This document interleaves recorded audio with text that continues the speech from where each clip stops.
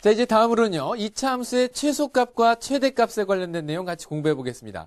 우리가 2차 함수 바로 전까지 y는 ax제곱 플러스 bx 플러스 c라고 하는 이러한 2차 함수식의 일반형. 물론 이때 이제 a가 0이 돼서는 안 되겠죠.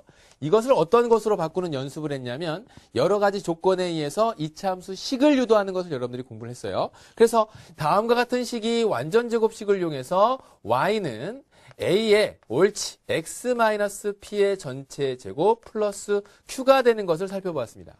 사실 이런 일반적인 식보다는 다음과 같은 표준형으로 고쳐놓게 되면 함수의 그래프를 좀 더 수월하게 그릴 수 있다라고 했어요. 여러 가지 정보들이 나오니까. 자, 그래서 이 그래프를 그려봄으로 해서 비로소 뭘 찾을 수 있다? 함수의 2차 함수의 최소값 내지는 최대값들을 찾을 수 있답니다. 자, 그중에서 그 첫 번째 최소값부터 먼저 살펴보도록 할게요.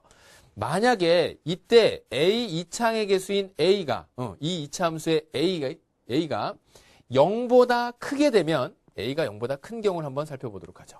이런 경우 y는 a의 x-p의 전체제곱 플러스 q가 그래프로 표현되었을 때 다음과 같이 그래프로 표현해 보도록 할게요. 아래로 볼록하면서 다음과 같은 함수의 그래프가 만들어지는데 이때 꼭지점의 좌표를 얘가 p, 그 다음에 얘가 q라고 가정한다면 다음과 같이 아래로 볼록한 함수의 그래프를 그릴 수 있답니다. 자, 이렇게 아래로 볼록한 이런 함수의 그래프를 싹 그릴 수 있겠죠. 자, 그러면 이때 우리가 최소값이니 최대값이니 하는 것들은 최소값이다, 최대값이다 라고 하는 것들은 무엇을 얘기한다?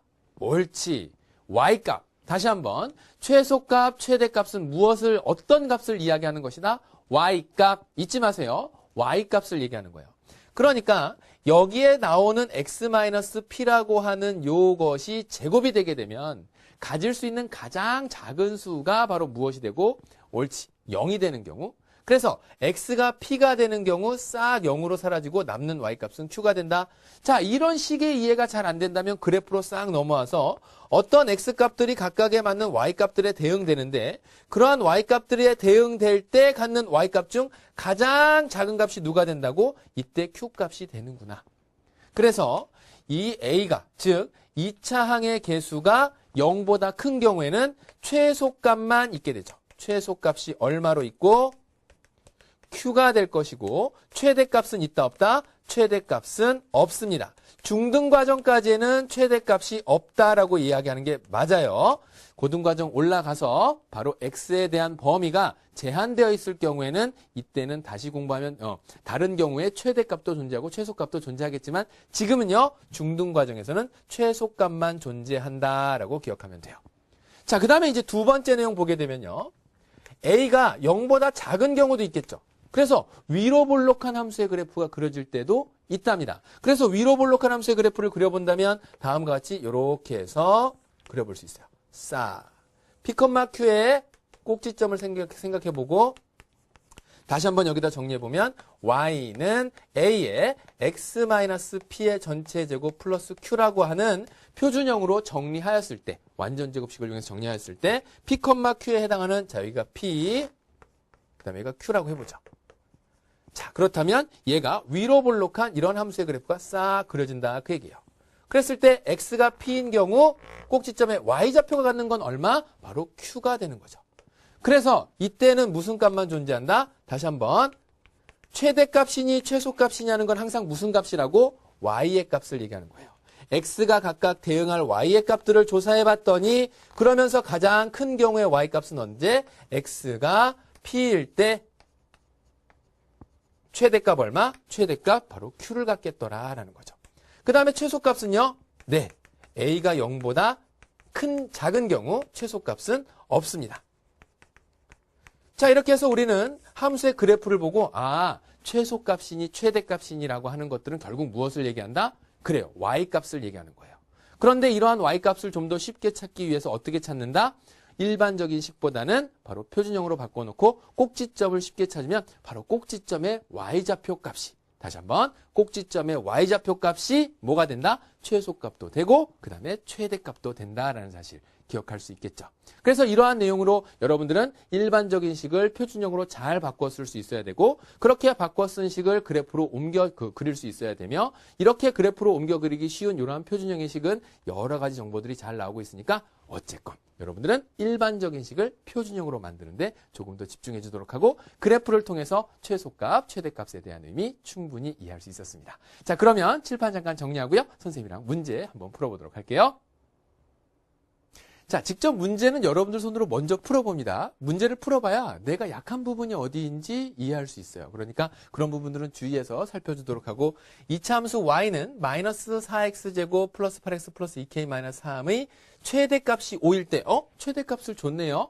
그러면 이 식은 일반적인 그 이차함수 식을 바탕으로 해서 얼른 표준형으로 바꿔보고 그 개수들을 비교해보는 방법으로 접근할 수 있겠죠. 자, 그러면 구하라고 하는 k의 값을 구하기 위해서 문제 조건을 살펴보았더니 y는 마이너스 4. 자, 우리는 표준형으로 바꿔서 뭘 찾을 수 있다? 그래요. 최소값 내지 최대값 찾을 수 있는데 x 이차항의 개수가 음수이니까 최대값 갖는다는 거 금방 알 수 있고요. 그러면서 x제곱 마이너스 2x. 오케이, 여기까지.